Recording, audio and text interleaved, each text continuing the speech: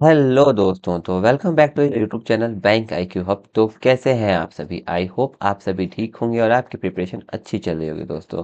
तो आज के सेशन में मैं आपके लिए लेके आया हूँ द प्रैक्टिस पेपर चेकलिस्ट का सेट नंबर 5। और इसमें हम सॉल्व करेंगे सिर्फ और सिर्फ अर्थमेटिक के पोर्शन। अर्थमेटिक के वो क्वेश्चन कि कैसे इसको लॉजिक के साथ, ट्रिक के साथ और टिप के साथ सॉल्व किया जाता है इजी वे में। मैं बस उसको सॉल्व करूंगा दोस्तों। तो चलिए क्वेश्चन पे चलते हैं और क्वेश्चन को शुरू करते हैं और देखते हैं। ठीक है दोस्तों, चलिए। ये रहा पहला क्वेश्चन। आइए देखिए। देखिए, इन एन एग्जामिनेशन, एक एग्जामिनेशन में 70% स्टूडेंट पास होते हैं साइंस में एंड 55 पास होते हैं हिंदी में। ओके, पास का केस है। ठीक है। एक साइंस का और एक हिंदी का। ठीक, 70% साइंस में पास होते हैं और 55% हिंदी में पास होते हैं। Okay, while 20% student in fail in both the subject. अब देखो, यहाँ से चेंज हो गया। टोटल स्टूडेंट मान लेते हैं 100x है, उसमें से फेल हो गए। कितने फेल हो गए? 20% फेल हो गए। अगर 20% फेल हो गए तो पास कितने होंगे? पास होंगे 80%, 80x। ठीक है। अब देखो, if 360 student pass in both the subject then find the total number of student who appear in the examination. मतलब ये 100x की वैल्यू पूछ रही है। ठीक, अब आगे बढ़ते हैं। देखो, 70% इसमें पास हुए हैं, 55% इसमें पास हुए हैं और इन दोनों का सम ही इन दोनों में होगा। ठीक है। और जो 80% है वही इन सब का सम भी होगा। और ये जो बीच का है वो, जो 70% ओवरऑल साइंस में है और 55% ओवरऑल हिंदी में है। लेकिन जो ये दोनों में पास हुए हैं वो इन दोनों में परसेंटेज दिया होगा। उसके लिए हमको क्या करना? उसके लिए हमको सब्ट्रैक्ट करना होगा। सब्ट्रैक्ट करना का मतलब 70% प्लस 55% में से ये 80% अगर हम माइनस करेंगे तो एग्जैक्ट में जो मेरा एक एटलीस्ट वन सब्जेक्ट में बच्चे पास होंगे उसकी वैल्यू आएगी। तो ये हो गया मेरा 125 और यहाँ से हो गया 80 और ये हो जाएगा मेरा 45%। इट मीन्स कि 45% स्टूडेंट ऐसे हैं जो कि दोनों सब्जेक्ट में पास हुए हैं। और यहाँ पे दिया हुआ है क्वेश्चन में कि इफ 360 स्टूडेंट, जो 360 स्टूडेंट है वो पास हुए हैं दोनों सब्जेक्ट में और परसेंटेज हिसाब से निकाले तो 45% स्टूडेंट जो है वो दोनों सब्जेक्ट में पास हुए हैं। तो मतलब हम ये कह सकते हैं 45% की जो वैल्यू है वो है 360।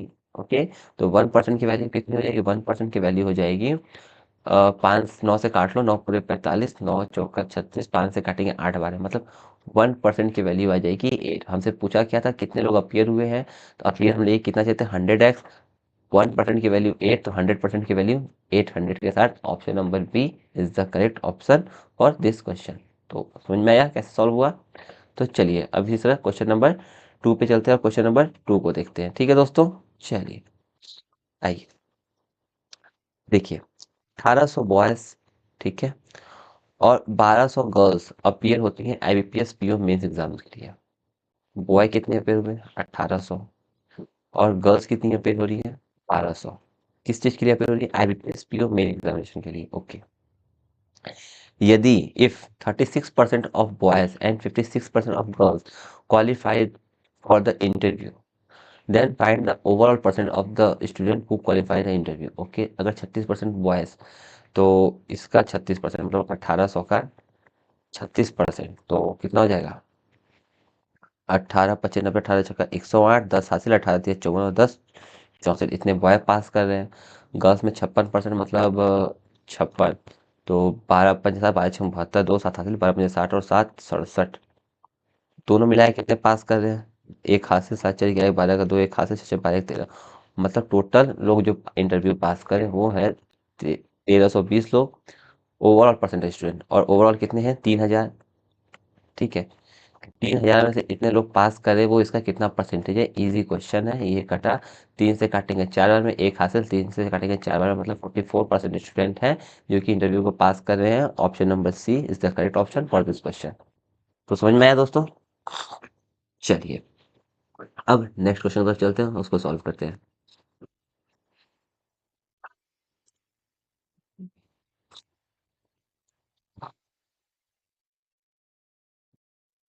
और शॉपकीपर सोल्ड, एक शॉपकीपर है वो सोल्ड करता है 1/4 पार्ट ऑफ स्टॉक इन 40%।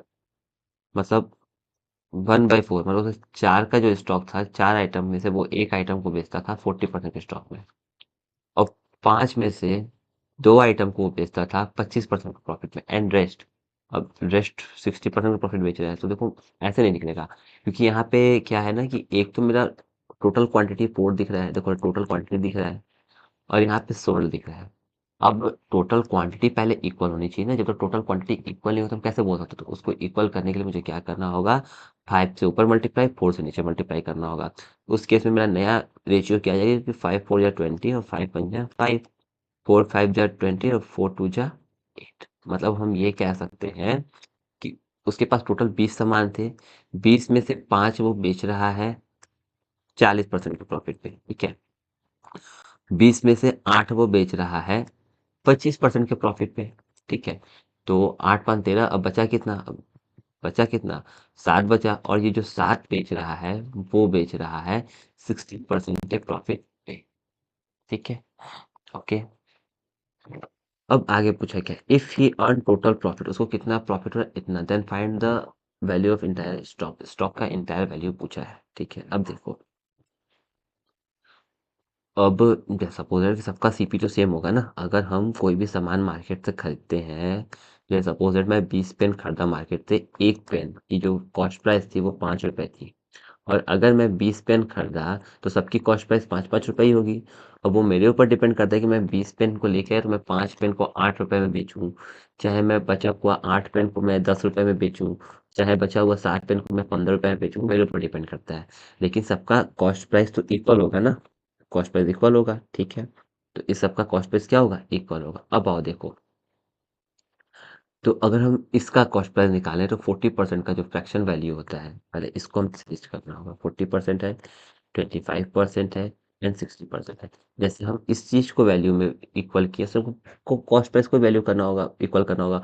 अगर 40% के प्रॉफिट में बेच रहा है मतलब 60/5 का प्रॉफिट में बेच रहा है, ठीक है। ये मतलब 60% में 3/5 मतलब 8/5 के प्रॉफिट में बेच रहा है इनको, लेकिन यहाँ पे प्रॉफिट उल्टा आ रहा है। क्यों? क्योंकि यहाँ पे सीपी में 5 है, यहाँ भी सीपी 5 है, लेकिन यहाँ पे सीपी 4 है। अगर यहाँ पे सीपी 4 है तो मुझे सीपी को बराबर करना होगा। अगर मुझे सीपी को बराबर करना होगा तो मुझे फिर से वही काम करना होगा कि 4 से इधर मल्टीप्लाई, 5 से नीचे मल्टीप्लाई। तो ये थोड़ा सा कैलकुलेटिव और लेंदी नहीं हो गया? बहुत लेंदी हो गया। कुछ और सोचते हैं, रुकिए। ये थोड़ा सा लंबा हो रहा है तो कुछ और सोचते हैं। तो कॉस्ट प्राइस को इक्वल करना है, अगर 40% के प्रॉफिट में बेच रहा है तो एक काम करते हैं, हम सबका सीपी 100 मान लेते हैं।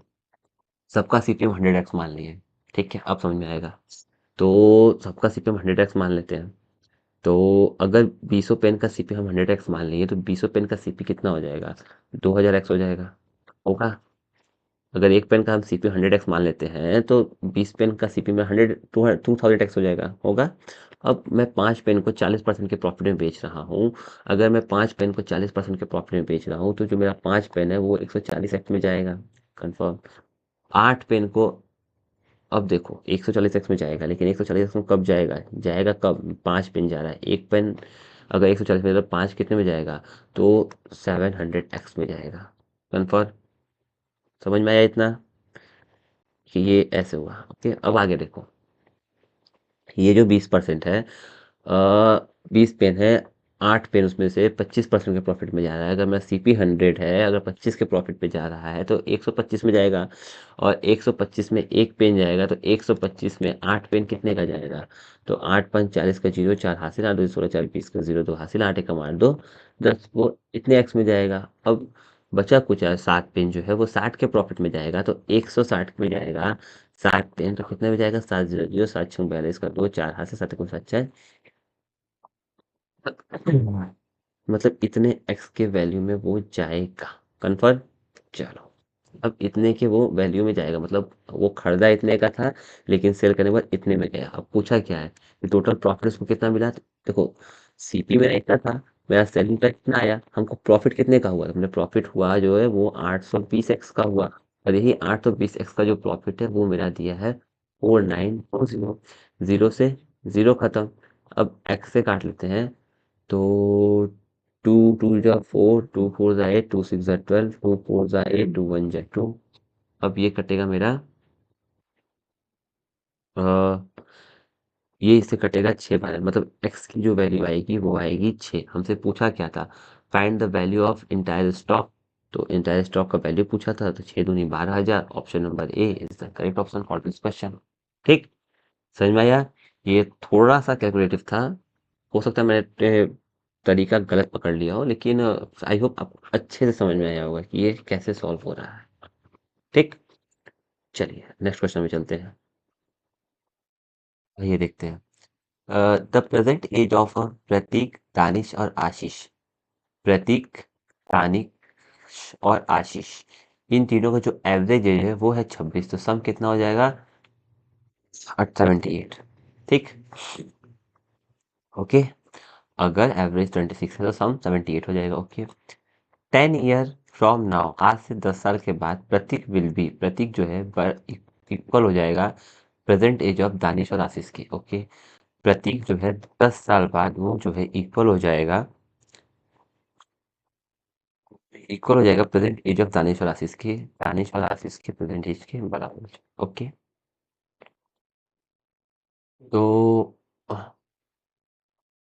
तो find the present age of Prateek. Prateek का प्रेजेंट एज पूछा है, तो प्रतीक अगर मैं यहाँ से निकालूं तो डी प्लस ए माइनस 10 आ जाएगा। ओके,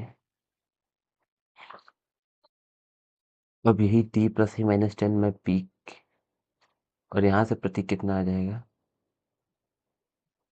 यहीं पे अगर मैं पी की वैल्यू रख दूँ तो, पी की वैल्यू अगर मैं यहाँ रख दूँ तो यहाँ रखूँगा तो मैं हो जाएगा डी प्लस ए माइनस का 10 प्लस का डी प्लस का ए एंड 78। ये उधर चला जाएगा तो हो जाएगा 88, और डी डी ए मतलब 2, डी प्लस ए, 2 से ये कटेगा तो डी प्लस ए बराबर हो जाएगा 44। ओके, डी प्लस ए बराबर 44, तो उधर चला जाएगा 44, तो 4 और 3, प्रतीक का जो एज है वो हो जाएगा 34। 34 ऑप्शन में है, हाँ ऑप्शन में, ऑप्शन नंबर डी। ठीक, चलिए नेक्स्ट क्वेश्चन तक चलते हैं। आइए, इसी में सॉरी, नेक्स्ट क्वेश्चन भी यहीं पे देख लेते हैं। नेक्स्ट क्वेश्चन क्या है कि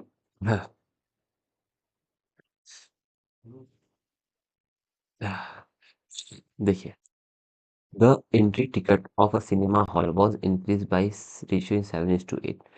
मतलब इंक्रीज कर दिया कि पहले जो था सिनेमा हॉल का जो प्राइस था वो 7 से बढ़ के 8 हो गया। मतलब पहले जो टिकट 7 का था, अब वो टिकट का दाम बढ़ के 8 हो गया है।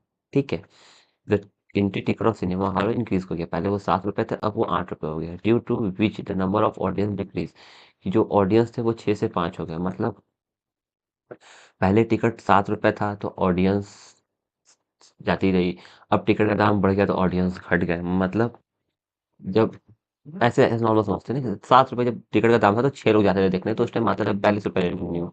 लेकिन अब जब टिकट 8 रुपये और तो बस 5 लोग जाते तो रेवेन्यू आएगा 40 रुपया। जाहिर सी बात है। चलिए आगे बढ़ते हैं।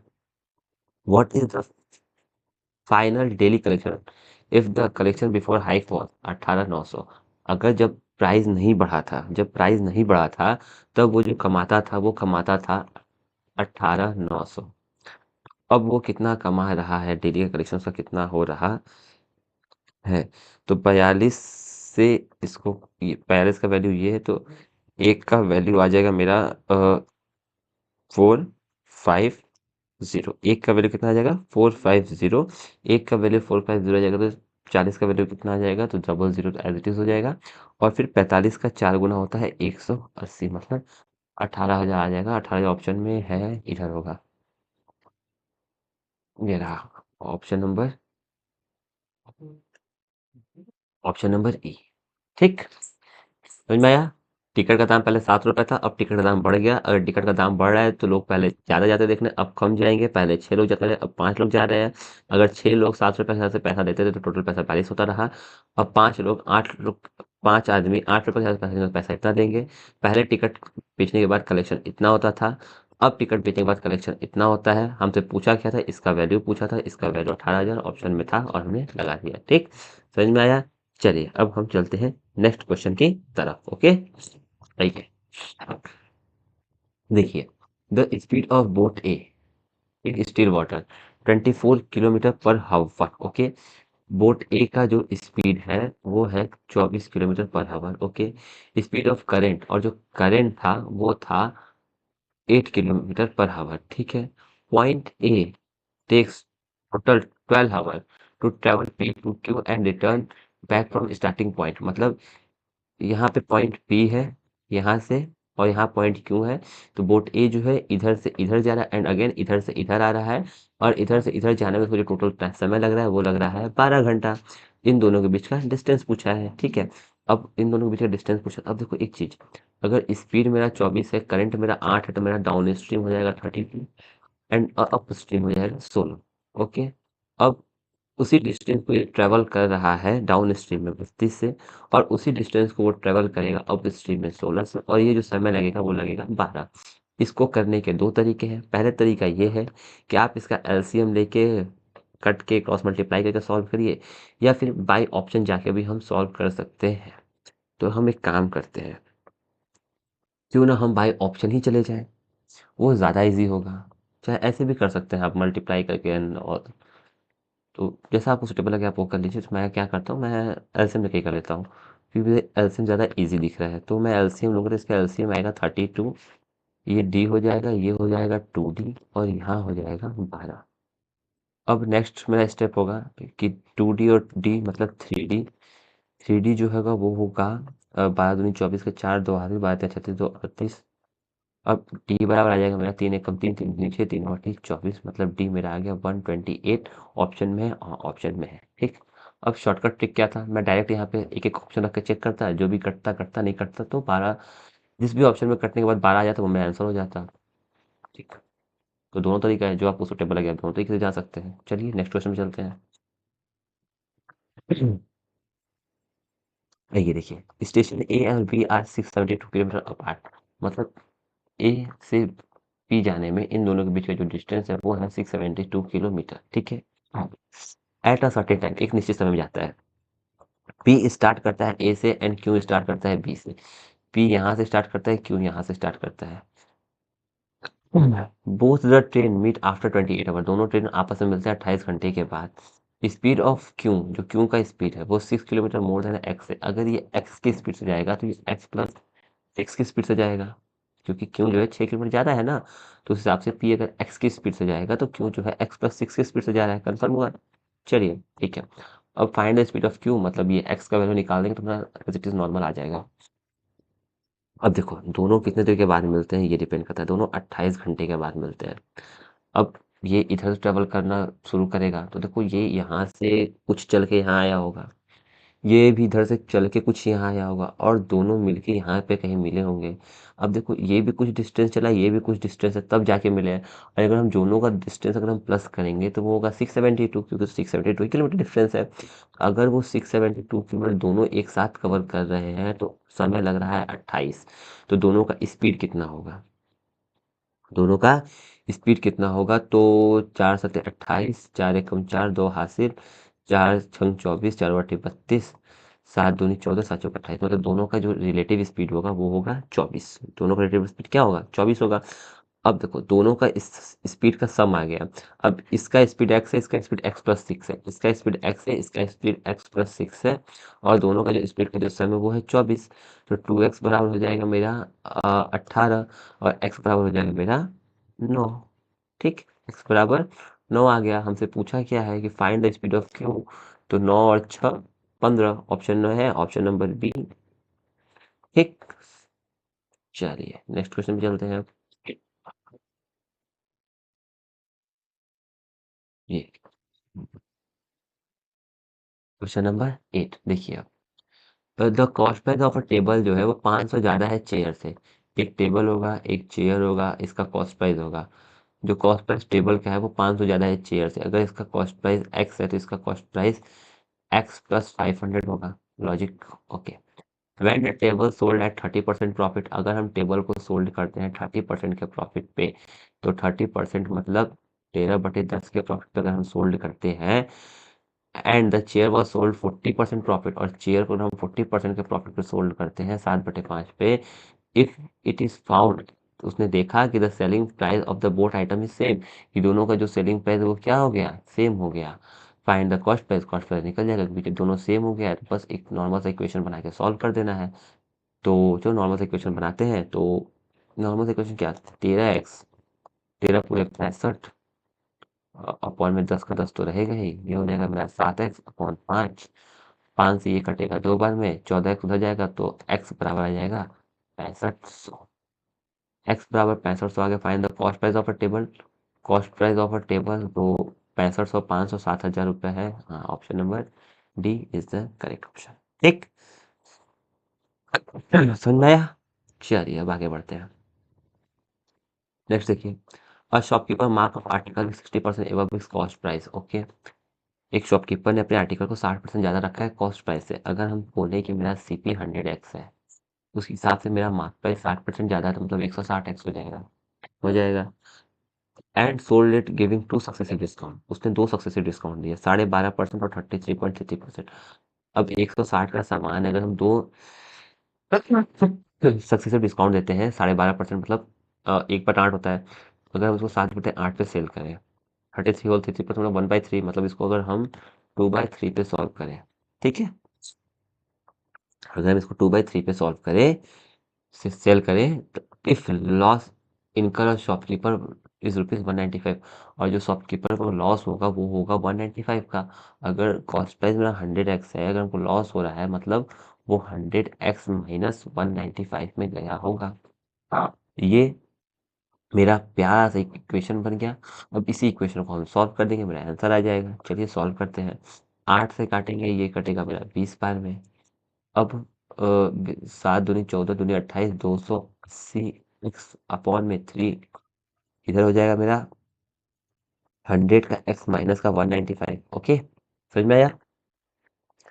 अब हम 3 को उधर भेज देंगे, तो ये हो जाएगा मेरा 280x बराबर 300x माइनस 3 × 5 = 15, 5 × 1 = 3, 9 × 27 = 2 हासिल, 3 × 3 = 5, और यहाँ से हो जाएगा मेरा 20x बराबर हो जाएगा 585, एंड देन x बराबर हो जाएगा मेरा 585/20, और ये कटेगा 117, और ये कटेगा मेरा 4 बार में, और यहाँ से x फिर मेरा कटेगा, मतलब x का वैल्यू मैं यहाँ पे रोक देता हूँ कि x बराबर मेरा है 117.4।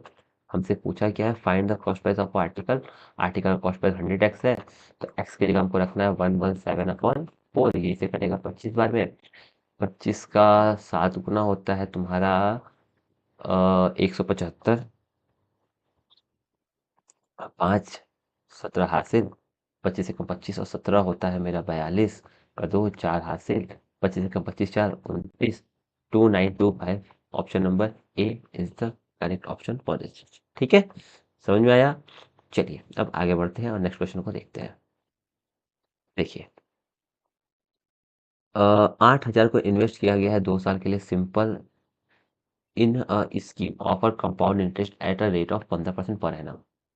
Okay, later on the amount receive, बाद में जो अमाउंट रिसीव होता है फ्रॉम दिस स्कीम से after 2 year investment of 2 year annual scheme offer simple interest, मतलब जो भी वो पैसा लगाता है, जैसे मान लो मैं 8,000 रुपये लगा रहा हूँ 2 साल के लिए, कंपाउंड इंटरेस्ट 15% पे, तो 15% फैक्टर मिलेगा 3/20, मतलब 23/20 मिलेगा मुझे अमाउंट। ये पहले साल मिलेगा, दूसरे साल मेरे को ये मिलेगा। ओके, ठीक है, ठीक है। अब आगे बढ़ते हैं, मेरे को ये मिला, ये अमाउंट मेरे को मिलेगा, ठीक है।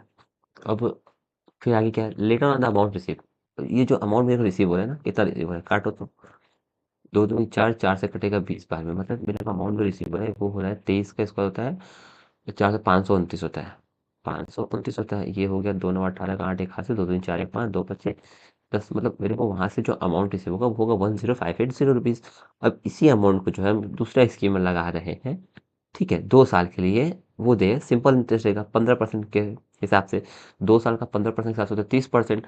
30% मतलब फाइंड द टोटल अमाउंट सिर्फ, 30% मतलब 3/10 मतलब 13/10। ये 0 से 0 कटा, अब 1058 का 13 से मल्टीप्लाई कर देंगे, जो होगा वो मेरा आंसर आ जाएगा। तो करो कितना था, 13 पूरे 65, 13 से 13 थे 100, 4 104 10 हासिल, तेरह पूरा 65, 75 का 5 7 हासिल, तेरह एक 13 मतलब 13,754 आएगा मेरा आंसर। ठीक है, अब आंसर को चेक करते हैं क्या 13,454 ऑप्शन में है, तो ये रहा 13 13 13 13। हाँ, ऑप्शन में तो नहीं है। नन ऑफ दिस, इसका ऑप्शन होगा नन ऑफ दिस, कन्फर्म। ठीक, चलिए, आई होप मैं इसको थोड़ा जल्दी एक्सप्लेन कर दिया हूँ। मैं इसको फिर से एक बार बता देता हूँ। देखिए, आप ध्यान दीजिएगा, ओके। ये थोड़ा लॉजिकल क्वेश्चन है। देखिए, मैं क्या किया कि 8,000 रुपये जो है 2 साल के लिए जमा कर रहा हूँ कंपाउंड इंटरेस्ट में 15% के हिसाब से। अब 8,000 अगर हम 2 साल के लिए जमा करते हैं 15% के हिसाब से, तो 15% का जो मेरा फ्रैक्शन वैल्यू होता है वो होता है 3/20। ये मेरा इंटरेस्ट हो, लेकिन मुझे जब अमाउंट मिलेगा ना तो वो हो जाता है 23/20। ओके, जब इंटरेस्ट की बात करेगा तब ये, जब अमाउंट की बात करेगा तब ये हो जाएगा। तो इसका 23/20 हम एज इट इज 1 साल के लिए, दूसरे साल के लिए निकालेंगे। ये इससे कटेगा मेरा 40 बार में, 0 0 4 से 20 बार में, सॉरी। अब 23 का मल्टीप्लिकेशन जो होता है, क्यूब होता है, वो होता है 529 इंटू का 20। और ये मल्टीप्लाई करने में मेरा आएगा 2 9 18 का 8, एक हाथ से 2 2 4 1 5 2 5 10। मतलब मैं कंपाउंड इंटरेस्ट के हिसाब से 8,000 रुपये जमा किया 15% 2 साल के, तो मुझे को इतना अमाउंट मिला। अब जो ये अमाउंट मिल रहा है ना, इसी अमाउंट को हम क्या करें, 2 साल के लिए रिटेन इन्वेस्ट कर रहे हैं। किसमें, लेकिन अब कर रहे हैं सिंपल इंटरेस्ट में। अगर हम सिंपल इंटरेस्ट में करें 15%, मतलब 1 साल 15% लगेगा, 2 साल भी 15% लगेगा, तो दोनों साल मिला के मेरा टोटल कितना इंटरेस्ट लगेगा, 30% लगेगा। एज इट इज़ इसका 30%। लेकिन हमसे पूछा क्या था कि अमाउंट पूछा था। अमाउंट पूछा है तो मतलब हो जाएगा 30% का फ्रैक्शन वैल्यू होता है 3/10। अगर इंटरेस्ट पूछा तब ये, अमाउंट पूछा है मतलब 13/10। इसका हम निकालेंगे 13/10, तो जो मेरा आंसर था वो आ जाएगा। आंसर कितना था, 13,754। ठीक, चलिए, अब हम चलते हैं नेक्स्ट क्वेश्चन पे और देख उसको सॉल्व करते हैं। आइए,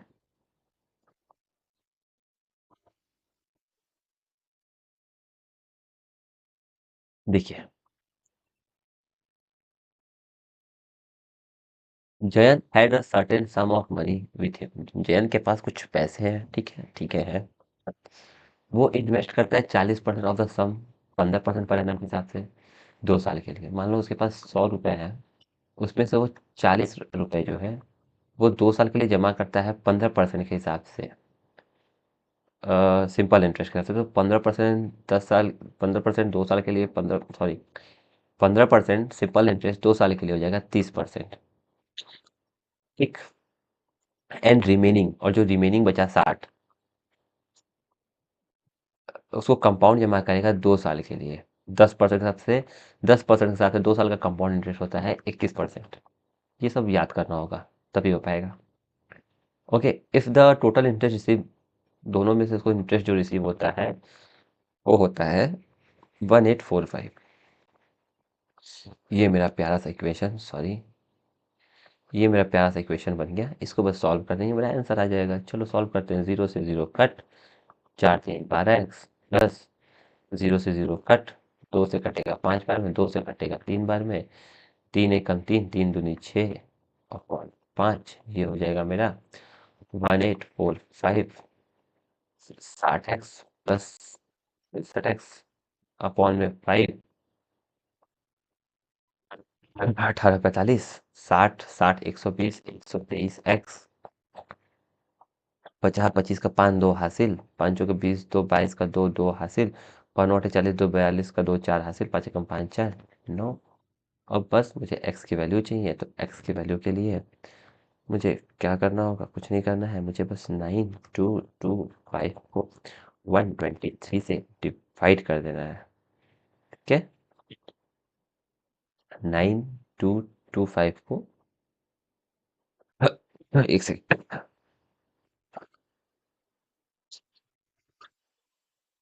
तो कैसे डिवाइड करें, खुद में 3 से कटेगा क्या, 3 चौके 12, 3 1 कम 3, 3 3 के 9, 3 7 21, 3 5 15। अब 5 एकम 5,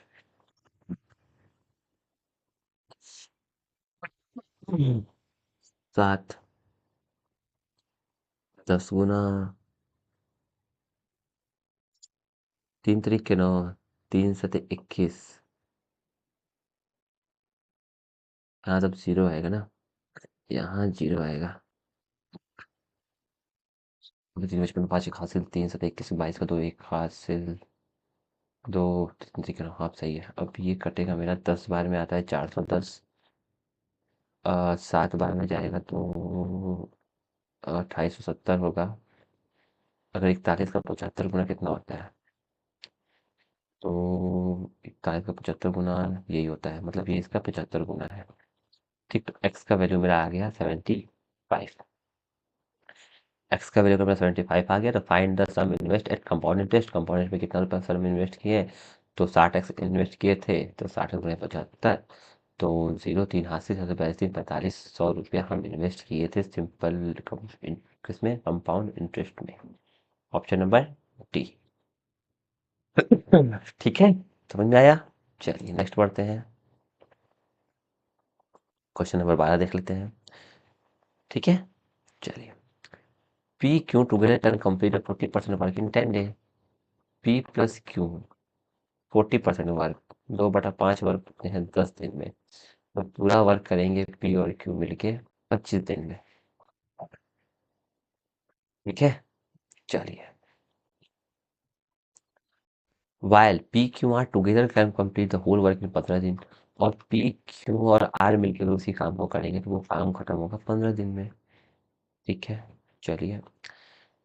इफ, अब इसके बाद इफ बाद में देखेंगे, पहले हम इसका क्या करते हैं वो ले लेते हैं LCM। तो 150 15 से ये करेगा 10 दिन में, और 25 से ये करेगा 6 दिन में। ठीक, तो इतना लंबा लेने से अच्छा है कि मैं एक और ले लूँगा ना। 75, 15 पूरे 75, 25 दिया 75। अब पी और क्यू का एफिशिएंसी 3 है, तो आर का एफिशिएंसी ऑटोमेटिकली 2 आ जाएगा। भाई पी और क्यू का एफिशिएंसी अगर 3 है तो उस हिसाब से आर का एफिशिएंसी 2 आना ही आना है, खत्म। If R is 60% more efficient than P. अच्छा, पी से 60% ज़्यादा एफिशिएंट है। अच्छा, और पी और आर का एफिशिएंसी जो दिया है वो दिया है 60% मोर देन पी। पी का अगर 5 रोज से 3 ज़्यादा है, मतलब 8 है, तो उस हिसाब से बता रहा हूँ, रुको। Then find the time taken Q और R together complete the work.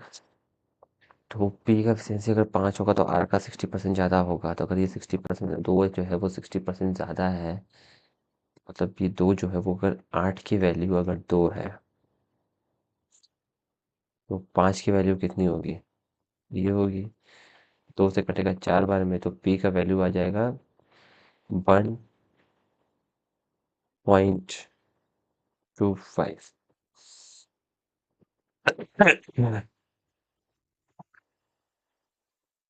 4 एकम 4 एक हासिल, पॉइंट अगर 0 पड़ेगा, 4 दुनिया 8 4 25 1.25। पी का एफिशिएंसी आ जाएगा 1.25।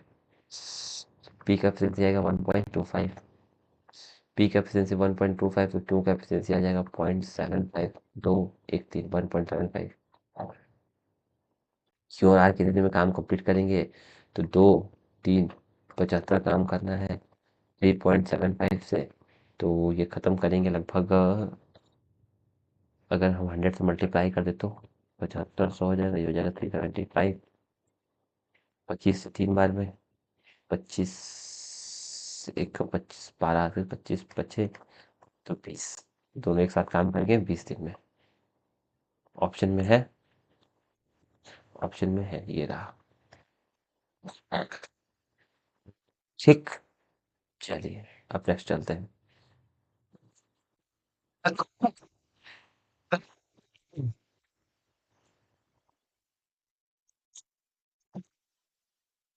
देखिए, a shop has only 3 types of watches in ratio 6:11। ठीक है, एक दुकान पे 3 टाइप के वॉचेस हैं, 6 और 8 और 11 के ratio. The price of first watch and second watch and third types of watch इतना इतना इतना। एक 1,000 में है, एक 1,200 में है, एक 1,500 में है। If the cost all the watches shop are इतना, ऑल मतलब ये एक्स है, एक्स है, एक्स है, तो इस हिसाब से हो जाएगा मेरा 6,000 एक्स 12, 25, 25, 12, 96 एक्स, और ये हो जाएगा 156,000 एक्स। ओके। और if the cost of all the sum. Okay. तो यहाँ से आ जाएगा मेरा इन सबको प्लस कर देते हैं, ये तो 6, 9, 6, 15,600 एंड देन 16,500।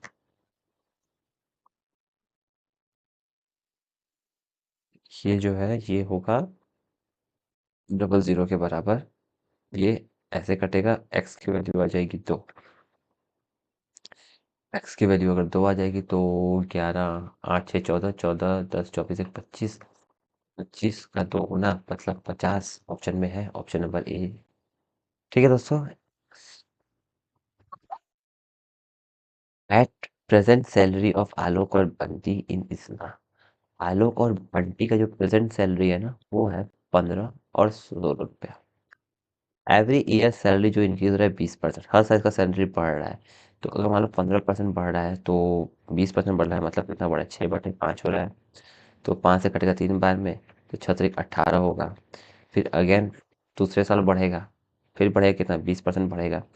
तो 18 से अगर 20% बढ़ेगा मतलब 6/5 होगा।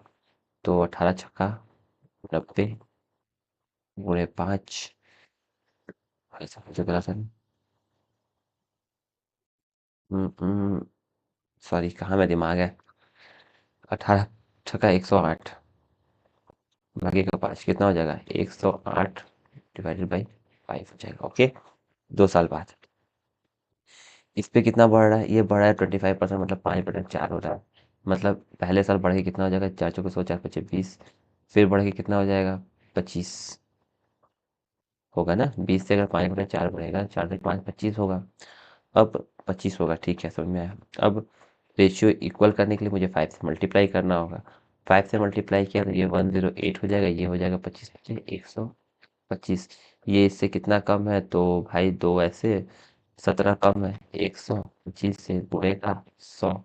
25 से 5 बार में, 25 से 4 बार में, तो ये कटेगा तुम्हारा 5 से 3 बार में, और चौके 20 गुणेगा 4, 4×4 = 16 का 6 एक हाथ से, 4×3 = 12, 13, मतलब 33.6% जो है वो आलोक की सैलरी से इतना सैलरी कम है। ठीक है। चलो आंसर में है, आंसर में नहीं दिख रहा है, आंसर में नहीं दिख रहा है, तो अगर आंसर में नहीं दिख रहा है मेरा ऑप्शन क्या होगा, नन ऑफ दिस होगा। ठीक है। चलिए next question. The salary of Tarun, जो सैलरी है तरुण का वो 4,000 कम है उदय से। एक तरफ तरुण होगा, एक तरफ उदय होगा, इनकी जो सैलरी होगी, उदय की सैलरी अगर एक्स है तो तरुण की सैलरी, सपोज दैट ये नहीं करते हैं, तो जो तरुण की जो सैलरी है वो 4,000 कम है उदय से। उदय की 4,000 ज़्यादा होगी, तो इसकी एक्स है तो इसकी एक्स प्लस 4,000 होगी। If salary of Tarun and Uday is first increase by 25% each and then their salary was decrease by 25% each. Okay okay okay okay. पहले 25% बढ़ रही है, पहले सैलरी बढ़ रही है 25%, मतलब 5/4 हो रही है। और फिर सैलरी 25% घट रही है, सैलरी 25% घट रही है, मतलब 3/4 हो रही है। Okay okay. और इधर भी वही हाल है, एक्स प्लस 4,000 बढ़ी है 25%, एंड देन अगली बार फिर घट रही है। ओके। द रेशियो बिकम इतना, इनका जो रेशियो है वो ये हो जा रहा है। अच्छा, तो एक काम बताइए, तो अगर हम इसको सॉल्व करने चलते हैं तो देखो, 5×15 x/16 होगा, और इसके अपॉन में अगर हम इसको लिखें, एक्स प्लस 4,000 5 15 बटे में 16 होगा। देखो ये पहली बात तो ये 16 से ये 16 जाएगा कट। अब ये 16 से ये 16 जाएगा कट तो मेरे पास इजीली एक प्यारा सा इक्वेशन बन जाएगा कि 15x जो है वो x प्लस 4,000 गुणे जो 15 है वो बराबर है 7/6 के। ठीक, अब क्रॉस मल्टीप्लाई कर देंगे आंसर आ जाएगा। थोड़ा सा थोड़ा सा लंबा जाएगा, कर देते हैं। 15×6 = 90 और बराबर हो जाएगा 15 105। तो 105x प्लस 105 का 4 गुना होता है 420 और 3 0 ऐसे है तो वो आ जाएगा। तो ये हो जाएगा मेरा 15x बराबर 42000 बराबर हो जाएगा 15×2 = 30 12 हासिल 8 और 1 2 3। 28,000 ऑप्शन में नहीं है यार। कुछ गड़बड़ किया हुआ करने में। 15×2 = 30 12 हासिल 15 8 हाँ, कुछ तो गड़बड़ है। 28,000 आ रहा है, इसमें 28,000 दिया ही नहीं है।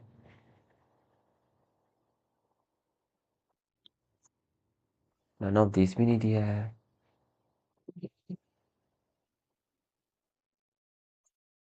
पूछा क्या है, एक सेकंड रुको तो। What will be the total salary of Tarun Uday. 28 28 दूनी 56,000 56 और 4 60,000 60,000 है। सॉरी 28,000 आ रहा है ना। ठीक है तो 28,000 आ रहा है ना। तो 28,000 एक्स्ट्रा आ रहा है तो ये तो 28,000 होगा ही।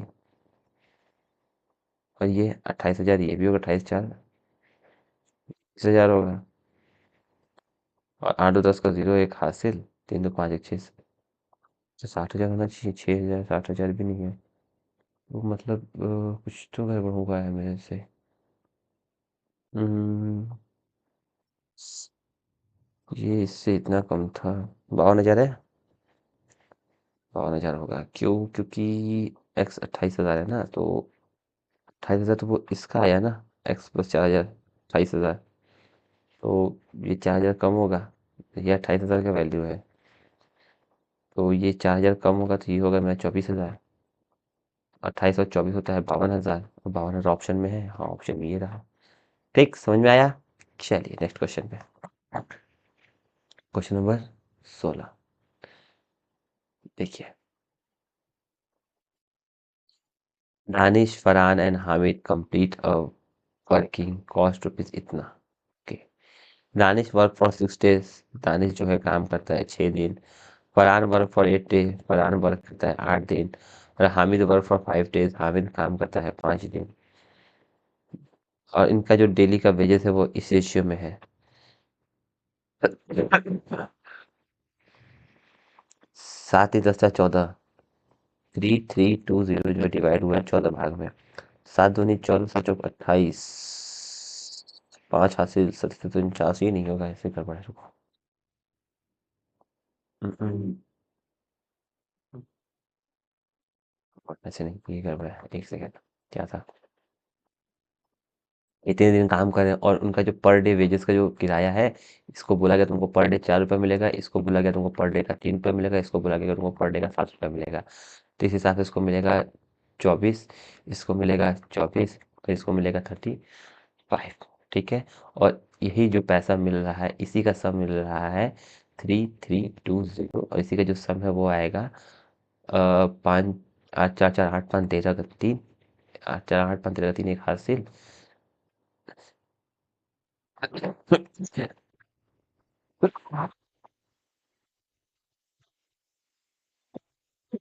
सॉरी 83। अब 83 से इसको काटेंगे तो ये लगभग कटेगा 40 बार में। और पूछा है how much amount will be receive by Farhan. Farhan को कितना अमाउंट मिला है। तो 24 × 40 मतलब 9600 960 रुपये मिला। ठीक है समझ में आया। चलिए 17 देखते हैं। टू पाइप्स है, P Q are open together to fill a container. Okay. Uh, both pipes fill the container in time t. दोनों एक साथ भर रहे हैं, t मिनट में भर रहे हैं। ओके, ठीक है। If each separately takes 60 minutes more than t, P और Q अगर दोनों एक साथ भर रहे हैं तो वो समय ले रहे हैं t मिनट। लेकिन अगर P अकेला भरता तो उसको 60 मिनट मोर देन लगता t से, तो t+16 लेता। Okay, to fill a container and Q takes 49 minute, और क्यू जो है वो लेता 49 मिनट ज़्यादा लेता टी से। Find the value of T, T का हमसे वैल्यू पूछा है। तो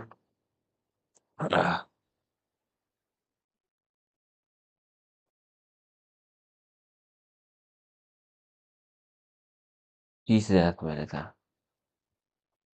ओके, अगर हम्म,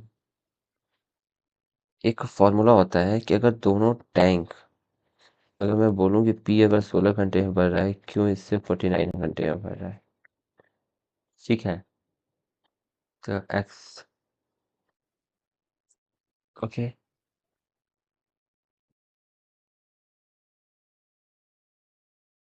एक फॉर्मूला आता है, एक फॉर्मूला होता है कि अगर दोनों टैंक एक साथ किसी कंटेनर को भरे तो उसका फॉर्मूला होता है कि वो अंडर रूट में वो जो काम करेगा उसका, और जो ये काम करेगा वो समय मल्टीप्लाई, और ये जो काम करेगा उसके समय का मल्टीप्लाई के बराबर होता है। तो ये एक फॉर्मूला होता है, ठीक है। तो ये 16 का स्क्वायर होता है 4, और इसका स्क्वायर होता है 7।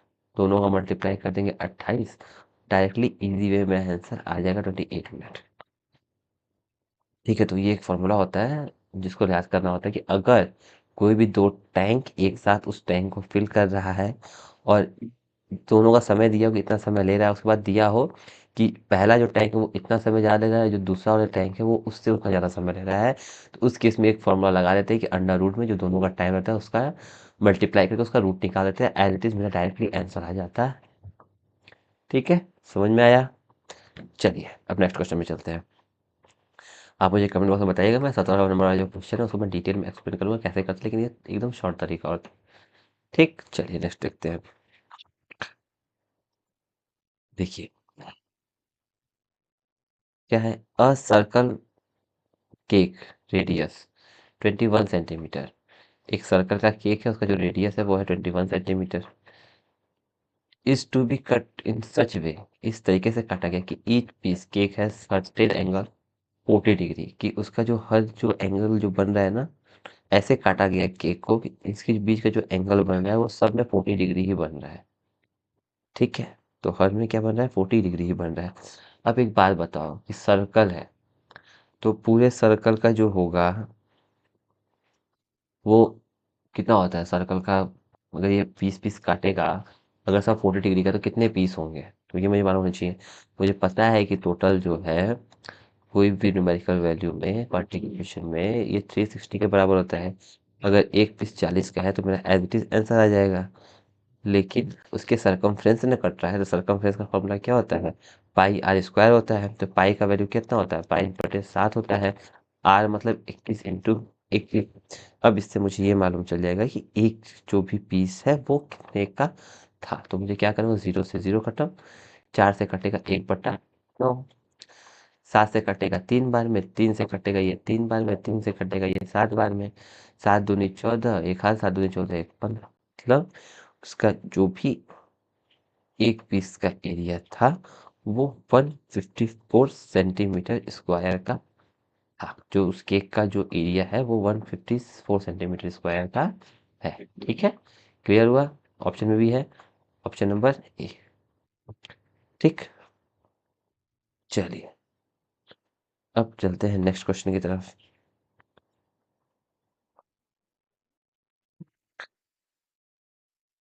ये देखिए, a boat can cover 324 kilometre downstream in 12 hour. Downstream में जाता है 324 जाता है 12 आवर में, तो डाउन स्ट्रीम स्पीड कितनी हो जाएगी? 12 दूनी 24, 12 सते 84। Okay. If the speed of the stream, जो करंट है वो हाफ है स्पीड ऑफ बोट के, अगर ये x है तो बोट होगा मेरा 2x, और डाउन स्ट्रीम मतलब 3x, 3x की वैल्यू 27, तो x की वैल्यू हो जाएगी 9, x की वैल्यू 9 तो करंट की वैल्यू 9 और बोट की स्पीड 18। ठीक है, चलिए आगे बढ़ते हैं। Then find the time taken by both cover 260 kilometre upstream. 216 जाएगा अप स्ट्रीम में, मतलब 9 से जाएगा, 9 दूनी 18, 9 चौका 36, तो उसको समय लगेगा 24 आवर। ऑप्शन में ये रहा ऑप्शन नंबर ए। ठीक, चलिए नेक्स्ट क्वेश्चन देखिए।